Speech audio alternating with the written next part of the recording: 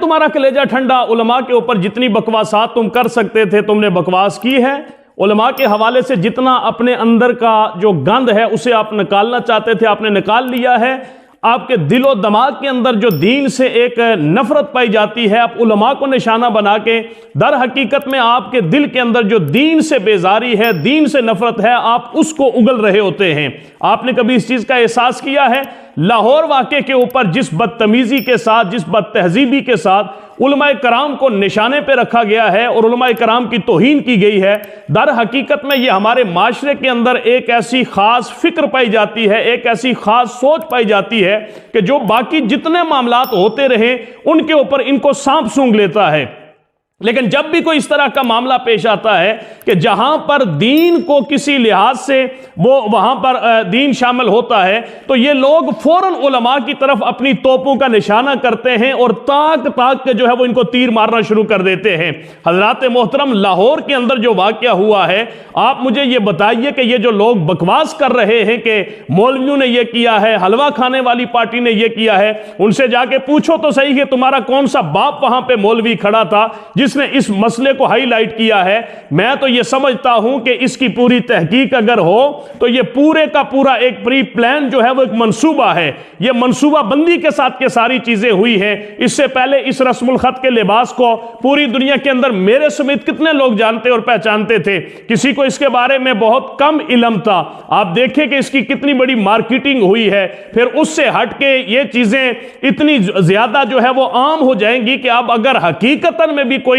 قرآن حکیم کی آیات کو لکھ کے لباس کے اوپر پہننا شروع کر دے گا تو لوگ یہی سمجھیں گے کہ یہ رسم و رواج ہے، یہ ایک لباس ہے، یہ ایک کمپنی کا بنایا ہوا ایک برانڈڈ لباس ہے، اس کے اوپر ہمیں بولنا نہیں چاہیے۔ آپ یہ دروازے کیوں کھول رہے ہیں جن دروازوں کی وجہ سے کل ہمارے لیے مشکلات پیش آ جائیں، ہمارے دین کا مذاق بن جائے، ہمارے قرآن کا مذاق بن جائے، ہمارے نبی کا مذاق بن جائے؟ حضرات محترم، یہاں پر ہوش کے ناخن لیں اور اس معاملے کی حساسیت کو آپ سمجھیں۔ علماء کرام کا یہ جو ہے وہ ان کا ایک یہ معاملہ ہے، علماء کرام کو ہی اس معاملے کے اندر جو ہے وہ اپنی رائے دینے کا حق آپ لوگ ادا کریں، سوائے آپ کے پاس اس کی اور کوئی دلیل نہیں ہے کہ اہل عرب کے اندر یہ لباس رائج ہے، سعودی عرب کے اندر یہ رائج ہے، دبئی کے اندر یہ رائج ہے، UAE کے اندر جو ہے وہ یہ رائج ہے۔ میں ہاتھ جوڑ کے آپ سے یہ عرض کرتا ہوں کہ یہ جو موجودہ آل سعود ہے یہ تو مثل یہود ہے، ان کو آپ پیروی کے لیے منتخب کر رہے ہیں،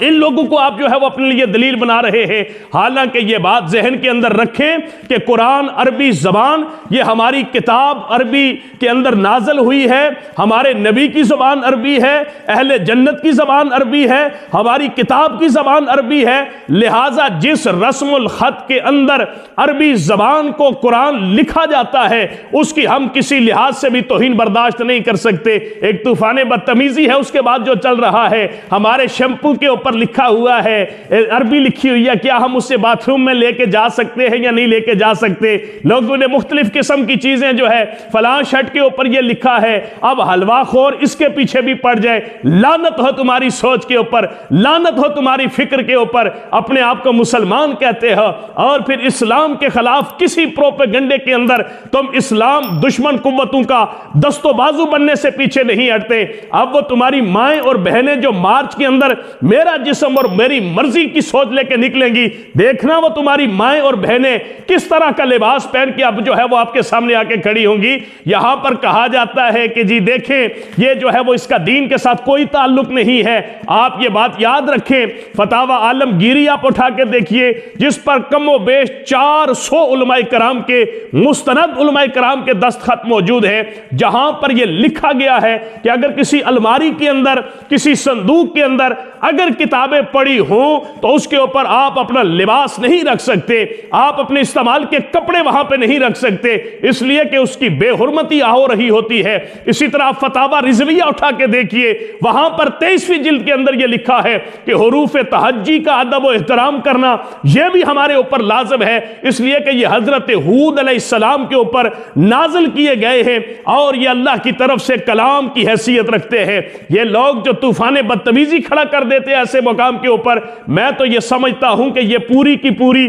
اس واقعے کے پیچھے ایک سازش ہے. وہ لوگ ہمیں چیک کرنا چاہتے ہیں. یہ ایک ہمارے لیے ٹیسٹ کیس تھا کہ ہم دیکھیں تو صحیح کہ اس معاملے کے اوپر کس طریقہ سے لوگ احتجاج کرتے ہیں. اب اس احتجاج کو علماء کرام باقاعدہ طور پہ اسے جو ہے وہ ہائی لائٹ کریں. یہ ہمارے قرآن حکیم کے رسم الخط کی توہین ہے, عربی زبان کی توہین ہے. لہٰذا اس طریقہ سے لباس پہن کے مسلمانوں کے جذبات کو, مسلمانوں کی اقدار کو, مسلمانوں کے شعار کو نشانہ بنانا, اس کی کسی لحاظ سے بھی اجازت نہیں ہونی چاہیے. کل یہی لوگ جو ہے وہ اپنے لباس کے اوپر قرآن کی آیتیں لکھ کے ان کی بے حرمتی کرنا شروع کر دیں گے. کئی کمپنیاں ہیں, شوز بنانے والی کمپنیاں ہیں, جن کے آپ سوشل میڈیا کے اوپر دیکھتے ہیں کہ نعوذ باللہ انہوں نے جوتوں کے اوپر ایسے الفاظ لکھے ہوتے ہیں. آپ نے بہت سارے ایسی جائے نمازیں دیکھی ہیں کہ جن کے اوپر ایسی چیزیں جو ہے وہ لکھی جاتی ہیں. اگر وہاں پہ ہم احتجاج کر سکتے ہیں تو لباس کے حوالے سے بھی احتجاج کیا جا سکتا ہے.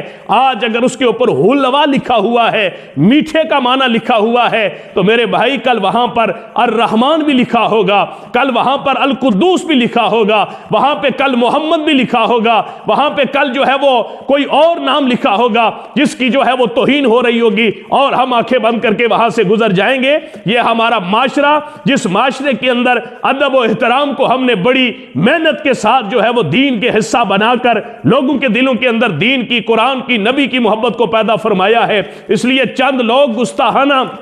جملے کس کے تحریریں لکھ کر جو ہے وہ علماء کے خلاف, دین کے خلاف اپنی نفرت اور اس شر انگیزی کو مت پھیلائیں. وہ علماء کرام نے آ کے اس مسئلے کو ٹھنڈا کیا, علماء کرام نے آ کر وہاں پر وضاحت کی کہ یہ قرآنی آیات نہیں ہیں, ورنہ وہ جو مشتعل ہجوم تھا وہ میں سمجھتا ہوں کہ ایک منصوبہ بندی کے ساتھ یہ پورے کا پورا ایک جو ہے وہ ایک ہمارے معاشرے کے اندر اس چیز کو ہائی لائٹ کرنے کے لیے, مارکیٹنگ کے لیے اسے لانچ کیا گیا ہے. لہٰذا ارباب فکر و دانش جو ہے وہ اس کے اوپر بالکل بند باندھیں, اور اس بند کو باندھ کے ہر دروازہ جو بے حیائی کی طرف جا رہا ہو, اسلام خلاف قوتوں کو مضبوط کرنے کی طرف جا رہا ہو, اس کے راستے کے اندر رکاوٹ بنے. رکاوٹ بننے سے ہی ہم اپنے دین, اپنے شعار اور اپنے اقدار کی حفاظت کر سکتے ہیں.